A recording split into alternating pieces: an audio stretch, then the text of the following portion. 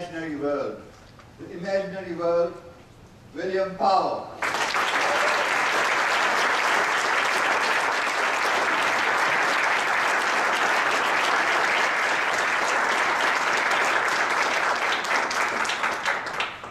Mr. Contest Chair, fellow Toastmasters, and welcome guests. As a child, I often played in my imaginary world with my imaginary friends. And as an adult, I find that in my mind, I still continue to play in that same imaginary world with those same imaginary friends. And now some, if not all of you, are thinking right now, he needs professional help. And that's easy for you to say as you laugh at the thought of me wrapped in a straitjacket, being carried away. But what you don't understand is that my reality and the reality of countless others like me is pain. Pain from the death and destruction that I've been a personal witness to my entire life. And if you were to ask me, then I would tell you, I can count my high school friends on one hand. And it's not because I was a bully, antisocial, or homeschooled. It's because the rest are gone. Gone from my reality where I've been to more wakes than birthday parties, and more funerals and graduations.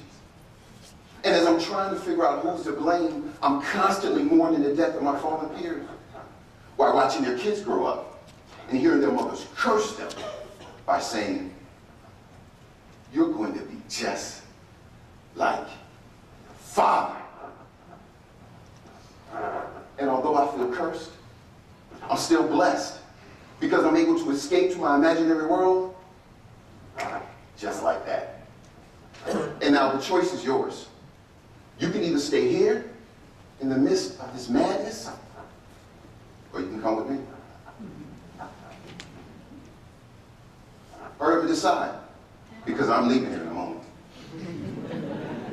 In my imaginary world, a little 8-year-old girl says, "Daddy, I'm going to be the president when I grow up." And when she grows up, she actually becomes the president. Totally instilling in all the kids coming up after her that you can truly be whatever it is you want to be. In my imaginary world, as I'm being pulled over by the police, my only concern is being late to where I'm headed. As the police officer approaches my car, I quickly reach for my license and registration. He pulls out his gun, points it at me, and pulls the trigger. And bubbles shoot from his gun.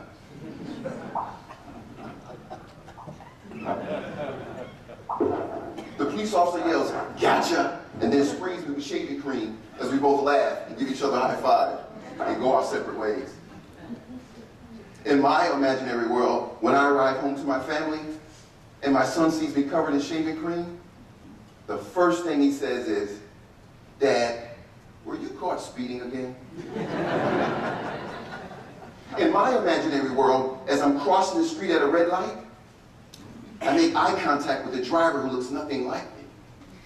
And instead of that driver locking his door, for fear I might attempt to take his car, he unlocks his door, steps out his car, and yells, "Hey, do you need a ride?"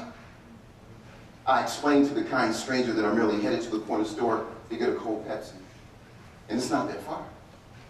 "Well, do you have enough money?" he replies. I smile and nod yes as the stranger returns to his car and drives off, but not before beeping his horn. I throw my arm up, signaling goodbye. In my imaginary world, I'm surrounded by people that don't look like me.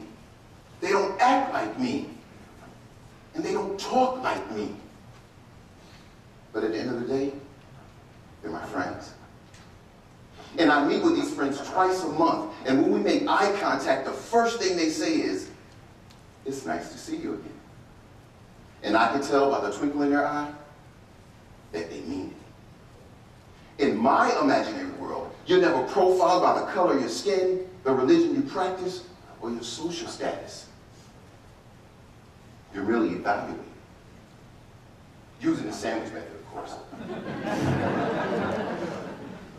I'm often confused because my Toastmasters world and my imaginary world, they tend to be one and the same.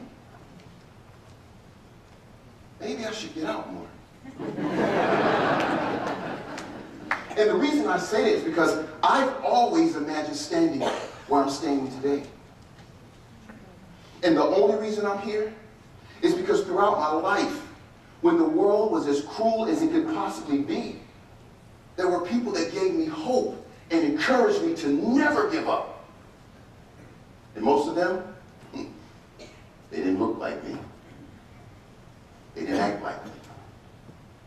They didn't talk like me.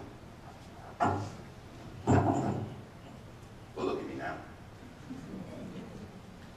Taking home a trophy today is not what will make this a winning speech for me. What will make this a winning speech for me is when I ask, who is willing to step out of their comfort zone and make a difference in someone's life? And every hand in this room goes up. And now I promise you that by making that difference, you will make someone else's imaginary world their reality. So now I'm asking, everyone over here, raise your hand and keep them up if you're willing to make a difference in someone's life who doesn't look like you.